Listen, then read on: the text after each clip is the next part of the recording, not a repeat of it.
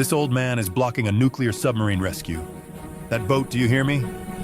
You are inside a United States Navy emergency zone. Do you have any idea what you've just done? You are threatening national security. Can you hear me? Or are you too old to understand this is not a place to fish? Alert level There are rising. people down there Confirmed. waiting Sector to be 2. rescued. Lock it down. Turn your bow Rerouting around. now. Perimeter Start your clear. engine. Leave the area immediately.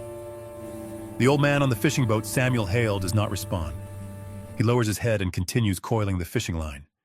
Each loop neat, slow, precise. Are you listening to me? Do you think this is a joke? You are standing in the way of an entire Navy operation. Samuel Hale sets the coiled line down. He does not look up. All right, that's enough. We will drag you out of here, if we have to. If you believe that true courage does not live in the sound of gunfire, but in the silence of those who have walked through war, subscribe to Brave Veteran Stories, so we may preserve the memories, dignity, and reverence owed to our quiet heroes. Samuel Hale remains silent. Not the silence of fear, not the muteness of someone cornered. It is a deliberate silence, the kind forged over many years of knowing that speaking is not always the necessary action. His hand tightens slightly around the fishing line. No trembling, no hurry. Just firm enough to keep the line still exactly as he intends. The shouts behind him continue rapid, sharp, carrying the impatience of youth and the weight of freshly worn authority. But Samuel does not turn around. He does not lower his head in avoidance, nor does he lift it in defiance. His gaze stays fixed on the water ahead of the bow, calm, steady, as if he has long been accustomed to standing under pressure without reacting immediately. At a distance, Master Chief Ben Carter watches. He says nothing. He intervenes in nothing. He simply observes. 30 years at sea have taught Carter one thing: danger rarely comes from the loudest people. It comes from what is too quiet, too precise, too out of place amid surrounding chaos. Carter watches Samuel's hand. Watches the way he stands on the small deck. Watches how he adjusts his center of gravity with the movement of the waves, no excess, no deficiency. This is not the stance of an old man used to fishing calm waters. It is the posture of someone who has stood on large decks in high seas and hard winds where the smallest misstep carries a heavy cost. He's not confused, Carter murmurs almost to himself. No one answers. Samuel Hale places the neatly coiled line into the old wooden box. He pauses for a moment, long enough to check that the line lies properly, slow enough that no one could accuse him of haste. Then he sets his hand on the edge of the boat, feeling the faint vibration traveling through the wood, an unconscious habit of someone who once relied on sensation rather than warnings. Carter recognizes it, and his heart sinks slightly. This is not the ignorance of old age, nor the stubbornness of someone who does not understand the rules. This is control, the kind possessed only by those who have lived long enough amid chaos to learn not to react on instinct. Samuel does not check a watch. He does not ask what is happening. He does not need the situation explained. He simply stands there in a silence that begins to unsettle those around him. And it is that discomfort that truly worries Carter. He sees it clearly on the face of the young officer, the frown of someone accustomed to giving orders and receiving immediate response. He makes me uneasy, Carter says quietly. This time a sailor standing beside him glances over. What do you mean? Master Chief Carter does not answer right away. He watches Samuel for a few more seconds, as if fitting together old fragments of memory. Long watches on cold seas. Men of few words who are always the last to leave their post. Eyes exactly like these, calm to the point of being unsettling just before everything changed. There are some people, Carter says slowly, who stay silent, not because they don't know what to say. Samuel Hale lifts his hand and brushes the sea salt still clinging to his worn glove. A very small, ordinary motion. But to Carter, it is the movement of someone keeping himself from being pulled into another person's rhythm. But because they're waiting for the right moment. The air around them seems to grow heavier. No further orders are given. No one speaks up to intervene. Samuel's silence begins to spread, slow, steady, uncomfortable, like an invisible pressure. Carter feels his stomach tighten. It is the instinct of someone who has spent his entire life at sea. The instinct that tells him the most dangerous thing in this situation has not yet revealed itself. And as that silence stretches just one beat longer, the patience of those in power begins to wear thin, opening. The moment when all respect is about to be tested openly and without restraint. L.T. Caldwell steps fully onto the boat. His footsteps are heavy and quick, carrying the confidence of someone who believes rank can fill every gap. He does not look around. He does not assess. He walks straight up to Samuel Hale, close enough that every pair of eyes from the sailors behind him is drawn to the small fishing boat. "Listen carefully," Caldwell says loudly without a loudspeaker. "You are inside a military emergency zone. What you are doing here is a serious violation." Samuel Hale does not look up. Caldwell smirks an impatient smile. "You know," he continues, "I don't understand why people like you always think the law is something that can be negotiated." A few sailors glance at one another. No one speaks. "This boat," Caldwell says, pointing down at the weathered wooden deck, "will be confiscated. You will be heavily fined, and if necessary, you will be escorted back to port." Samuel Hale remains silent. He does not turn away, nor does he face him directly. He simply lifts his eyes briefly, very quickly. A glance long enough to register the weapons hanging at the hips of the men behind Caldwell. Long enough to gauge the distance between the larger vessel and the small boat. Long enough to feel the change in wind direction over the surface of the sea. Long enough to flick his eyes up to the sky, where low clouds drift slowly.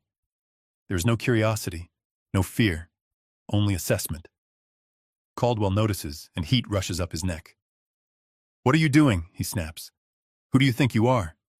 Do you think looking around like that intimidates me?" Samuel places his hand on the edge of the boat, steadying himself, as a gentle swell passes. A small movement, just enough that no one could accuse him of non-compliance and just enough that no one could say he was obeying. "Look at me," Caldwell growls. "Look me in the eye when I'm talking to you." Samuel Hale does not comply. His silence begins to feel like an invisible slap. It does not hurt physically, but it strikes straight at the ego. "You think you're special," Caldwell says mockingly. "An old man with a broken-down boat thinking he matters more than an entire Navy operation." A few quiet chuckles ripple from behind, unclear, whether in agreement or simply to break the tension. Samuel Hale still does not react. He bends down and straightens the fishing line that has slipped out of place. Each loop is set exactly where it belongs. Not rushed, not slow. Precise enough to irritate his opponent more than open defiance ever could. Caldwell steps closer. "This is your final order," he says, each word landing heavily on the deck. "You will leave this area, now." Samuel lifts his head for the first time. Not to argue, not to plead. His eyes pass over Caldwell as one might pass over a temporary obstacle. A look without judgment, without contempt, only the gaze of someone long accustomed to not letting emotion dictate response. Caldwell freezes for half a beat. That disregard makes him lose control. "That's enough," Caldwell snaps. "You think silence is wisdom. Silence won't save you." Samuel Hale lowers his gaze again. No defense, no explanation, not a single word. The humiliation does not come from a blow or a crude insult. It comes from being treated as unworthy of response. And to Caldwell, that is worse than open resistance. He turns back toward the crew, raising his voice as if to reassert his authority before the crowd. "Record everything he says. We will follow procedure." Samuel Hale stands still amid it all. Small in stature, but not small in the way he refuses to be pulled down into another man's anger. Caldwell clenches his jaw. He does not understand why a man who says nothing unsettles him so deeply. And in that moment, the impatience of the one in power crosses its limit, pushing everything into an escalation from which there is no turning back. Because when silence is no longer respected, something else will always rise to speak in its place. Master Chief Ben Carter no longer watches the young officer. His eyes lock onto Samuel Hale, not because of the silence, but because of how he stands. Samuel stands with his feet set just wide enough. Not wide enough to show off, not narrow enough to lose balance. His center of gravity is naturally lowered, as if his body has long been accustomed to adjusting to seas far rougher than the gentle surface moving beneath him now. This is not a posture learned from manuals. It is a posture carved by heavy seas. Carter looks closer. Every movement Samuel makes is economical. No excess, no repetition, nothing done for display. When he shifts his weight from one foot to the other, the movement happens quietly, unnoticed, yet precise enough to maintain perfect balance. A memory stirs in Carter. Wet decks at night. Men of few words always steady when others stagger. Men who, if you ever saw them lose their footing, meant everything was already too late. Samuel bends to retrieve the fishing line that has slipped from the wooden box. Just a small motion. The sleeve of his old flannel shirt slides up his wrist, and Carter sees it, a tattoo nearly worn away. Not sharp, not clear, like a memory eroded by time, but still recognizable. A ghost. superimposed over a submarine propeller. Carter holds his breath. Not from fear, but from recognition. He has heard of that symbol before. Not in official documents, not in training manuals, but in stories told softly, quickly among men who have spent too long at sea to still believe in rumors. A symbol of missions that never existed, of men whose names were never recorded, of dives so deep that no one was allowed to ask. Who did that work? Carter feels his throat go dry. He looks again at the way Samuel stands, and every piece begins to fall into place. The calm, the slowness, the lack of explanation. None of it is accidental. It can't be, Carter whispers. The words leave his lips and vanish into the sea air. No one hears them, and Carter does not need anyone to. That moment is not meant for the crowd. It is meant for those who understand. Samuel places the coiled line back into the box. He brushes his wrist lightly with the back of his hand unconsciously, as if long used to hiding things that do not need to be seen. The sleeve slides back down, covering the faded tattoo once more. Carter feels his heart begin to pound. Not from excitement, but from responsibility. If he has seen this, then it means he must do something. Not immediately, not recklessly, but he cannot ignore it. He glances toward the young officer. Caldwell is still talking, still issuing orders, still trying to reclaim control by raising his voice. But those words suddenly seem small in Carter's ears. True authority does not need to be loud. It only needs to be in the right place. Samuel Hale lifts his head, gazing out at the open sea. No one knows what he is thinking. But Carter knows one thing: this man is not here by accident, and he is not here to cause trouble. He is exactly where he is meant to be. Carter swallows hard. 30 years of service have taught him how to tell the difference between a stubborn man and one who stays silent because he understands the consequences of every action. And Samuel Hale clearly belongs to the latter. Carter takes half a step forward, then stops. He cannot speak yet. It is not time. But from this moment on, he is no longer a neutral observer. He has become a witness. And when someone who understands the truth remains still for too long, the truth will find its own way to be spoken. Enough, LT. Caldwell says, his voice sharp and compressed. You want to know what's going on? Fine. I'll tell you. He turns halfway toward the larger vessel behind him, then back again, as if needing both sides to hear. Beneath your feet, Caldwell says, pointing down at the water, is a United States Navy nuclear submarine. It has suffered a failure. It is trapped on the seabed. Samuel Hale remains still. The engineering teams can't reach her.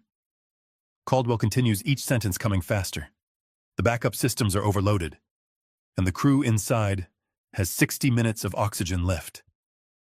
A silence drops. This is not about some old man fishing. Caldwell says, his voice lower now, but sharper. These are lives waiting to be pulled back up, and you are standing directly over the rescue deployment zone. Samuel Hale does not react. Did you hear the number I just gave you? Caldwell shouts. 60 minutes. Every minute that passes brings them closer to death. A few sailors lower their heads. No one is smiling anymore. So Caldwell says, drawing in a breath, this is my ultimatum. You leave this area, right now, or I will be forced to remove you. Samuel Hale takes a very light breath. Then he turns his head. For the first time since everything began, Samuel looks straight down at the water. Not at Caldwell, not at the larger ship. He looks into the sea where the blue darkens with depth, where light disappears after only a few dozen meters. His expression changes. Not the curiosity of someone hearing danger for the first time. Not the fear of someone realizing he stands above another's death. It is the look of someone who knows exactly what lies beneath. Samuel tilts his head ever so slightly, as if listening to something no one else can hear. Not sound, but memory. Numbers, old situations, moments when he had stood under the same pressure, except then no one had been shouting. What are you doing? Caldwell growls. Do you think staring at the ocean solves anything? Samuel Hale does not answer immediately. He places his hand on the edge of the boat, feeling the faint vibration traveling up through the wood. An old habit. Then he closes his eyes for a brief moment, as if reorganizing priorities in his mind. We don't have time for this, Caldwell says, impatience creeping into his voice. This is the last time I'm asking. Samuel opens his eyes. He lifts his head, not looking at Caldwell, but straight ahead into the open space before him, where the sea seems deeper, heavier. When he speaks, his voice is not loud, not harsh, but clear enough to cut through every other sound. What exactly is jammed? Caldwell freezes. What did you say? He asks. Samuel repeats it slower now, each word dropping like cold metal. Specifically, what is jammed? There's no challenge in his tone, no command. Just a question. Caldwell opens his mouth, then stops. He did not expect that question. Not now. Not from a man he had just labeled an obstruction. You don't need to know, Caldwell answers, his voice losing some of its certainty. That's technical information, Samuel interrupts him for the first time. The valve, or the shaft, which system? Caldwell falls silent for half a beat. Samuel does not look at him. He keeps his gaze on the sea as if the answer lies there, not on the deck. His eyes do not waver yet. There's something in them that makes Carter, watching from a distance, feel a chill run up his spine. You're not asking like an outsider, Caldwell says more slowly, sensing something wrong. You're asking like you've been there before. Samuel Hale neither confirms it, nor does he deny it. He simply stands still, letting his question hang in the air, heavier than any threat that had just been spoken.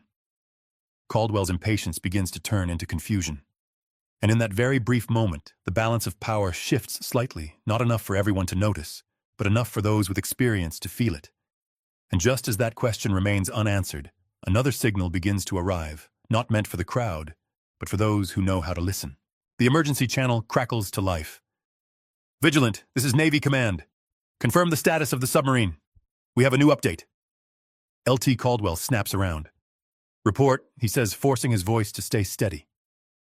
Oxygen remaining is under 60 minutes, the voice on the other end replies. Automated access systems have failed. ROVs cannot generate sufficient torque. The current dive teams have exceeded safe limits. A brief silence.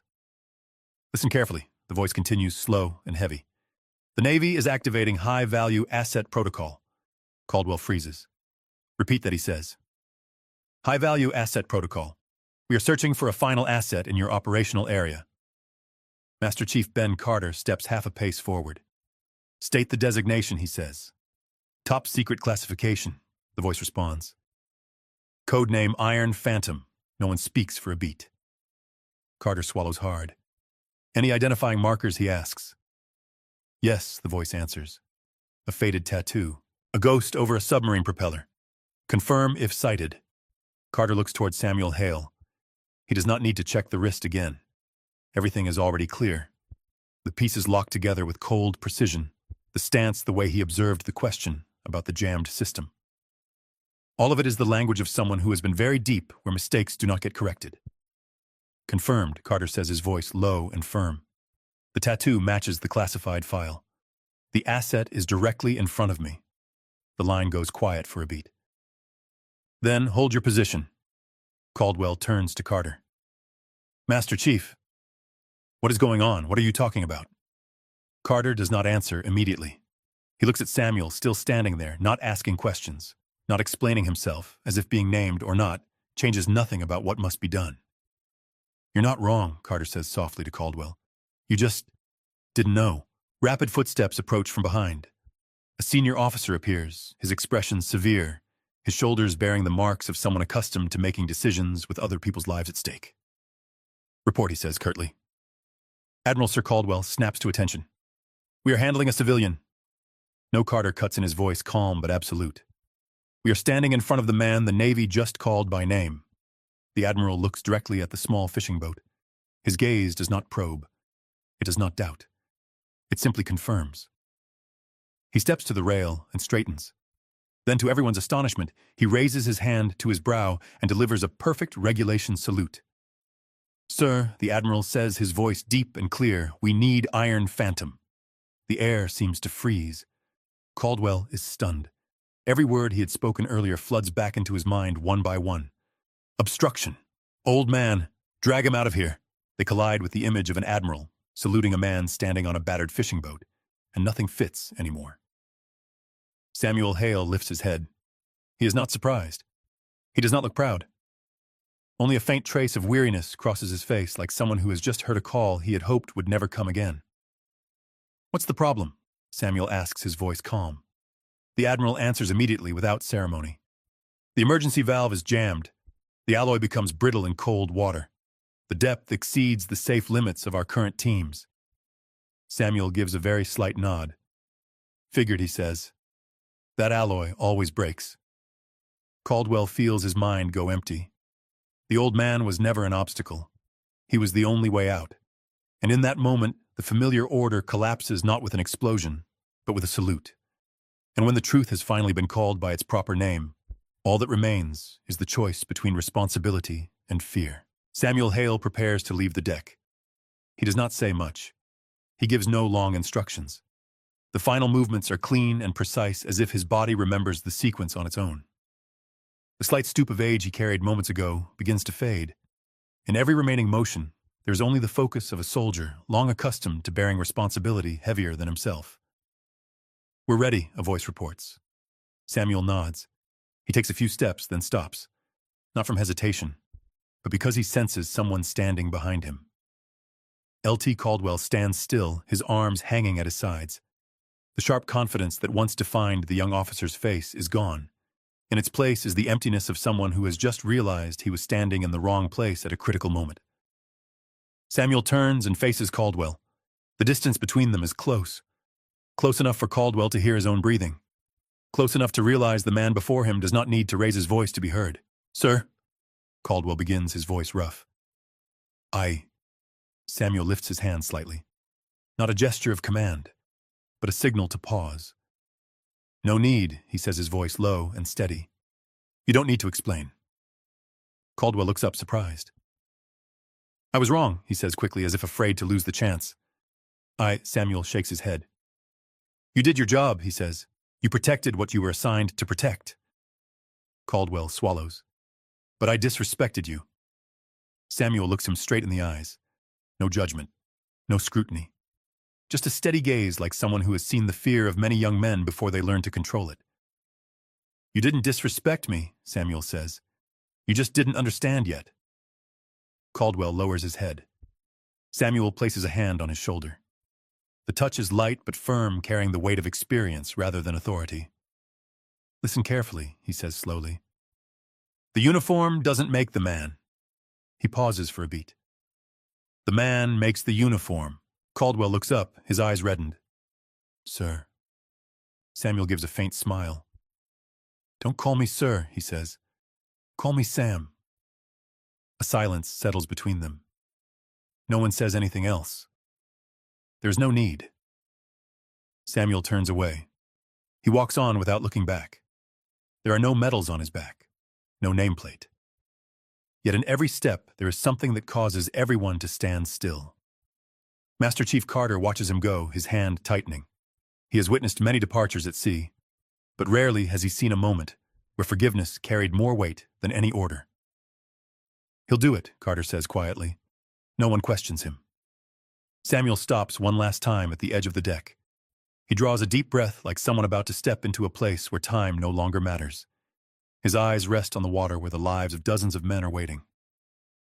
Wait for me, he says simply. Not a promise, a responsibility. And then he goes. No noise, no ceremony. Just a soldier carrying the lives of others, quietly leaving the world where every eye is fixed upon him. Behind him, those who remain stand motionless, realizing that the lesson just given was not in the words spoken, but in the willingness to step into a place where no one else could. Samuel Hale disappears beneath the water. No one calls out. No one counts down. Only the sea closes over him so smooth and still that it makes one wonder whether the moment that just passed truly happened at all. Time begins to move differently. No casual talk. No further orders. People accustomed to urgency now stand motionless, as if each of them is quietly placing themselves in the position of the lives waiting far below. A small change begins to take shape, not through slogans, not through speeches. A senior officer speaks briefly. From this point forward, any civilian situation in an emergency zone will be listened to before being judged. Another line follows. Approach protocols will now include respect for unidentified identities. No one objects.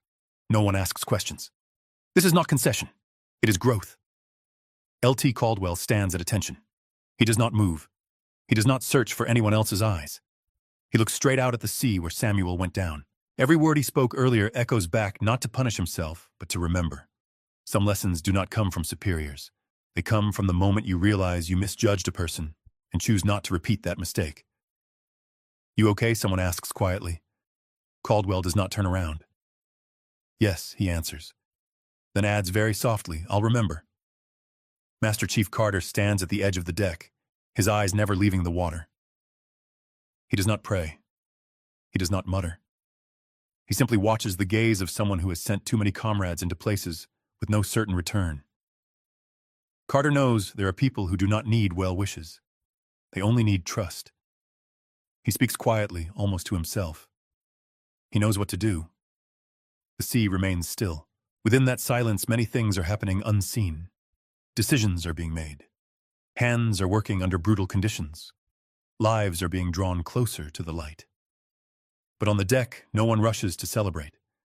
They understand that true victory, if there is one, does not belong to them. It belongs to the man who chose to leave without needing applause. When the first report comes back brief, restrained, there is no cheering, only a breath released, a nod, one hand tightening around another. Caldwell lowers his head slightly. Not in apology, but in respect. Carter turns slowly. He looks at the faces around him and sees something a uniform alone cannot create: the understanding that real authority is not always the one giving orders. Sometimes it is the one willing to step into a place no one else can. Someone asks quietly, "Will he come back?" Carter does not answer at once. Then he says, "Some people return in other ways." The sea glimmers faintly. Samuel Hale does not reappear that day. No photographs are taken. No names are recorded. But something has changed enough that those who remain begin to see the world more slowly, more carefully, and with greater respect. True heroes do not need to be recognized until there is no one else left who can stand. If this story makes you believe that honor and kindness never retire, please share this video and subscribe to Brave Veteran Stories so that none of their memories are ever forgotten. Brave Veteran Stories. We remember the quiet heroes.